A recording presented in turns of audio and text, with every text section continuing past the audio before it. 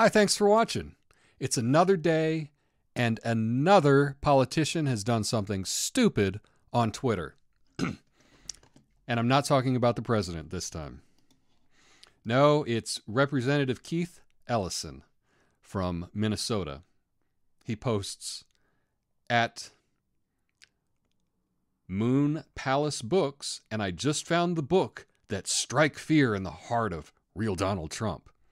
And with a big grin on his face, he's holding up Antifa, the Anti-Fascist Handbook. Choice. Nice. Well, you know, he's just a congressman. That's not a big deal. Oh. He's the deputy chair of the DNC. He is one of the most visible leaders of the Democratic Party. And he is holding a sign trying to troll the president with an Antifa book.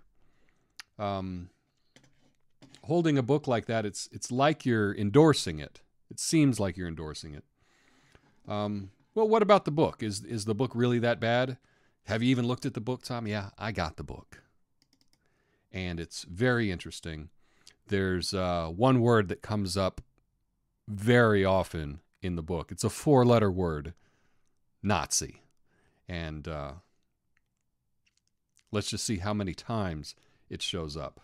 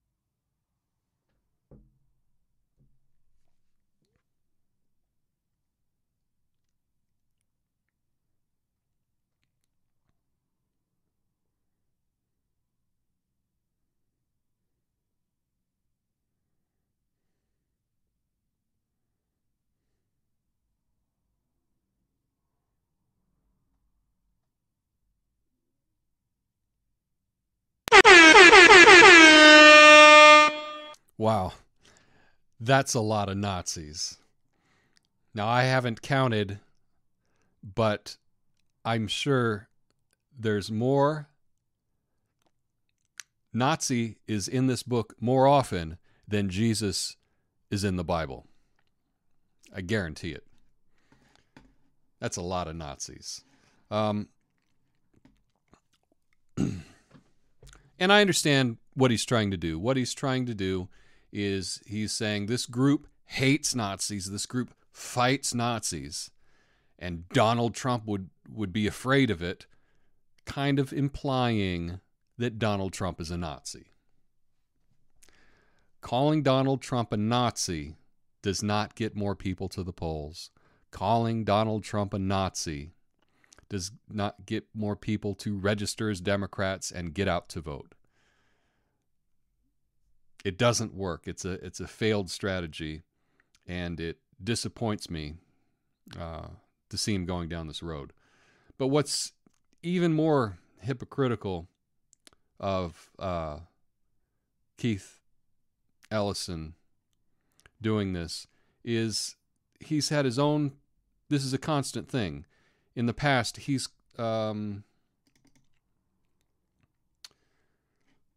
compared 9/11 to the Reichstag fire. Would you go for it then? Because remember 9/11, right? You would never have all this discrimination against religious minorities, but for 9/11. I mean, you know, you had it, but you didn't have it to the degree that we have it now.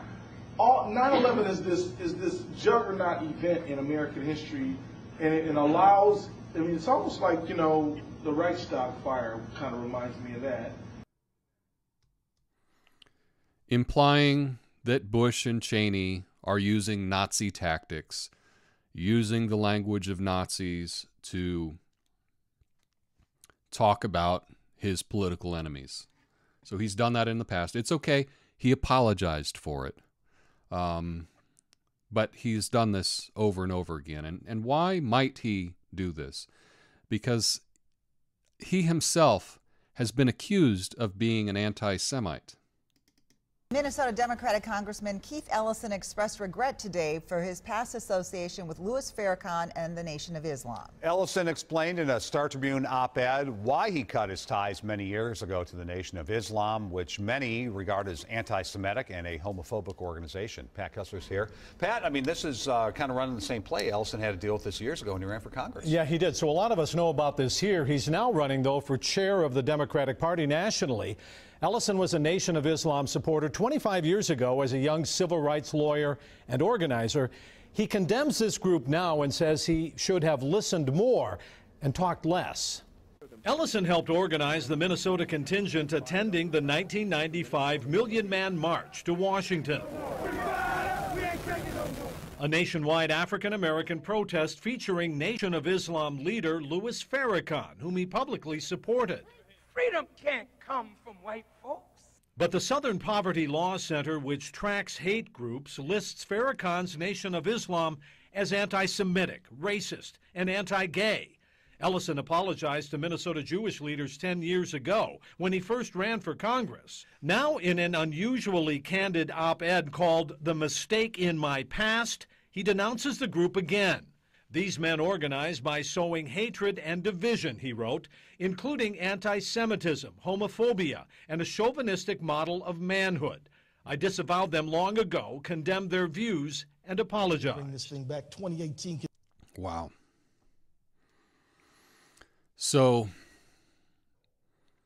he has done things that he has been accused of being an anti-Semite in the past, and he projects now by inferring that the president is a Nazi.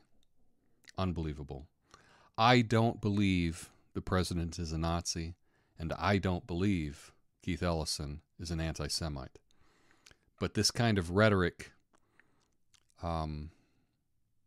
does not do anything for getting more votes, and it does not do anything for winning elections. And that's Keith Ellison's job, is to try to win elections for the Democrats, and this tactic does not work. You know, the Southern Poverty Law Center was mentioned there, and I decided to find out how many Nazis there are in America. And by Nazis, I mean neo-Nazis. Nazis were Germans in the Second World War. They're all dead. Neo-Nazis are those that have an affinity and preach the same kinds of things in America. But how many are there? And so I went to the Southern Poverty Law Center, and I found out there's about 100 neo-Nazi groups. But they don't mention how the membership in those groups. So I did a little more digging, and I found the largest neo-Nazi group in America claimed to have about 200 members. Well, if each of those 100 groups was all tied with having the most members of 200, that would be 20,000 neo-Nazis. But I think there's far less. I'm not saying neo-Nazis don't exist. They exist, but not in the numbers that are being portrayed, in my opinion. But I couldn't find a definitive estimate for the number of neo-Nazis in this country. And I challenge you to find that, and please put it in the comments, because I'd really like to know. My guess, I'm going to say there's about 5,000. But I don't know. I could be wrong. But I look forward to hearing your thoughts on Keith Ellison's tweet, trolling the president with an Antifa book, and your thoughts on that. Peace. Thanks for watching my video. Please click the like button and subscribe for more. I appreciate you being open to my ideas, and I'm open to reading yours in the comments below. Peace.